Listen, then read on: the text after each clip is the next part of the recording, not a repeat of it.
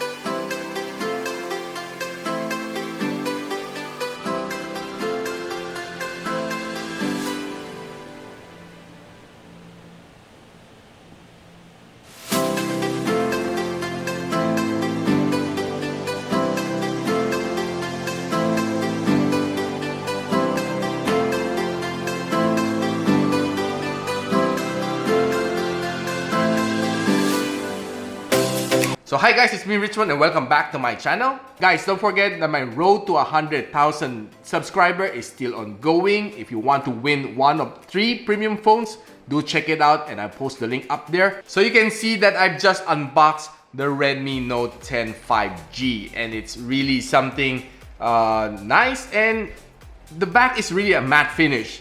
It's plastic back, plastic frame, and a Corning Gorilla Glass 3 front. So one of the things that I noticed from this one is that it still carry on that old fingerprint design with a flat one, which is kind of edgy. Last year, the Redmi Note 9 series, it has 3 variants: Redmi Note 9, Redmi Note 9S, and Redmi Note 9 Pro. This year for the Redmi Note 10 series, they have 4. I don't know, it's kind of confusing, but the Redmi Note 10, the Redmi Note 10 5G, the Redmi Note 10S, and the Redmi Note 10 Pro. This one is more focused for faster connectivity with a 5G. Now this Redmi Note 10 5G ships with the MediaTek Dimensity 700 5G, and what I'm holding right now is a 4 gigs of RAM and 128 gigs of storage. It has a UFS 2.2 configuration, and upon checking the score from Antutu, it roughly have a 250,000 points. And from iTudo, 76,000 points. Now this phone also have a level 1 wideband security level on DRM info, meaning you can watch HD on this phone. Now one of the good things from this phone is that it has a 90Hz screen refresh rate, but on the trade-off, it is just IPS LCD, 6.5-inch 1080p, and Corning Gorilla Glass 3 front protection. Of course, having that 90Hz screen refresh rate, when you swipe left and right, it feels a lot more buttery smooth. That's what's nice about 90Hz refresh rate. Now watching some videos here over from this phone, I can say it's nice, though probably one of the things that's lacking here is a stereo speaker, and the screen is very smooth, buttery smooth, because it has a 90Hz refresh rate, but it could have been better if it's an AMOLED display. And overall viewing angle is nice. though that punch hole on top is just a little bit bigger compared to the other phones.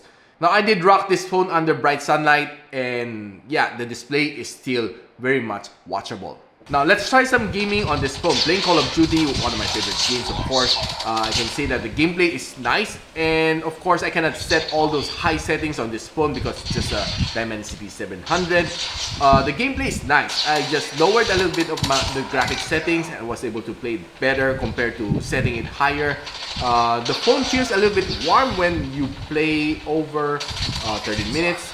But overall, I did use a game cooler to keep it a little bit cool. Now, the gameplay, I can say I was able to enjoy the game, except that the sounds is a little bit lacking because I just feel that it needs a stereo speaker, unless you want to hook your headphones on the headphone jack.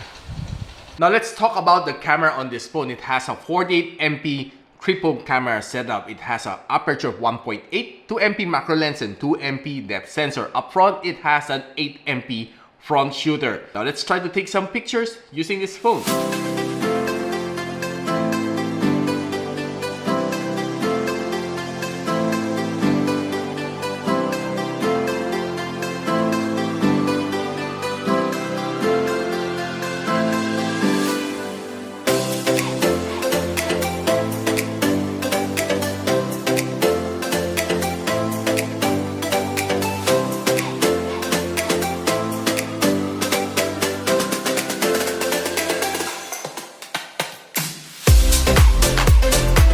For indoors, I was able to gather some good shots, but outdoors, some or many of my shots are overexposed. Probably they need to update this camera using some firmware updates over the air.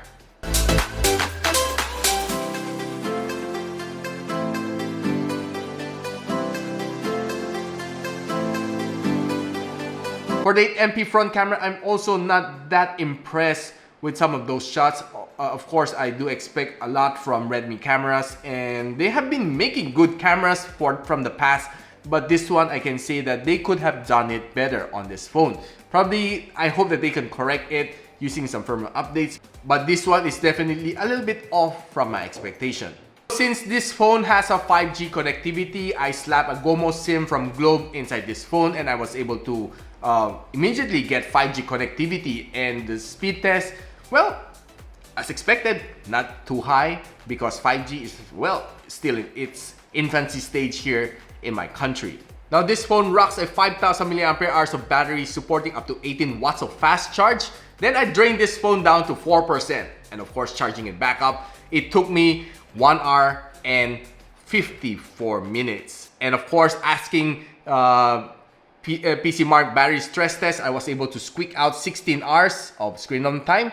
Based on my 1 week of usage, for me, it was able to last me roughly more than a day, but not more than 2 days, of course, lasting me up to a day and a half before I need to charge it again. So this phone comes in 3 colors, either go for the silver, the gray, or the green. What's your choice?